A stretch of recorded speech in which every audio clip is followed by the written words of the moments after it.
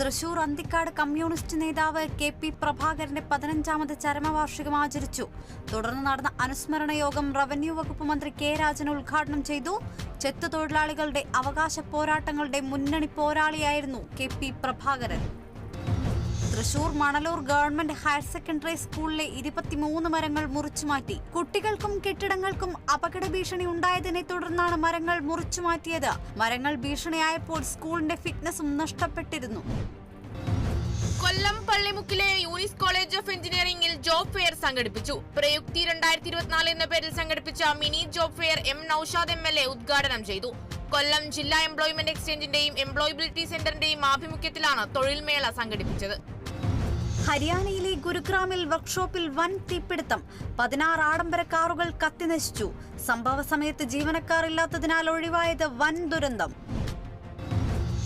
Mission league സംസ്ഥാന സമിതിയുടെ നേതൃത്വത്തിൽ കോട്ടയം ചെമ്മലമറ്റത്ത് ചെറുപുഷ്പ മിഷൻ ലീഗ് സ്ഥാപക നേതാവ് PC എബ്രഹാം പല്ലാട്ടുകുന്നേലിന്റെ 15ാം ചരമവാർഷികം ആചരിച്ചു.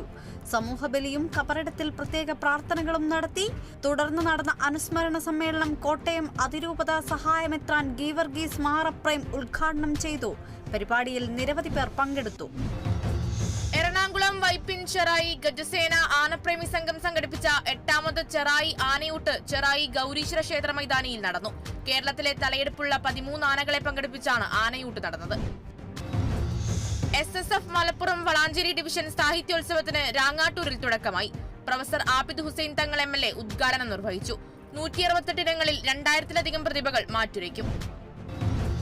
കോട്ടയം കടുത്തുരുത്തി ഹൌസിംഗ് സഹകരണ സംഘം തെരഞ്ഞെടുപ്പിൽ മുഴുവൻ സീറ്റിലും UDF. ആധികാരിക വിജയം 1000-ലധികം വോട്ടിന്റെ ഭൂരിപക്ഷത്തോടെ. DCC ജനറൽ സെക്രട്ടറി ജോബോയ് ജോർജിന്റെ നിര്യാണം മൂലം വിജയാഹ്ലാദം മാറ്റിവെച്ച് പ്രവർത്തകർ. വയനാട് ദുരന്തത്തിൽപ്പെട്ടവർക്കായി സമ്പാദ്യ കുടുക്കയിലെ പണം നൽകി വിദ്യാർത്ഥികൾ.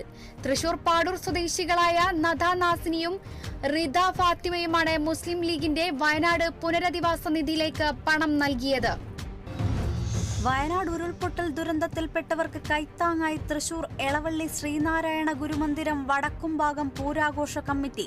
മുഖ്യമന്ത്രിയുടെ ദുരിതാശ്വാസ നിധിയിലേക്ക് 25,000 രൂപ കൈമാറി.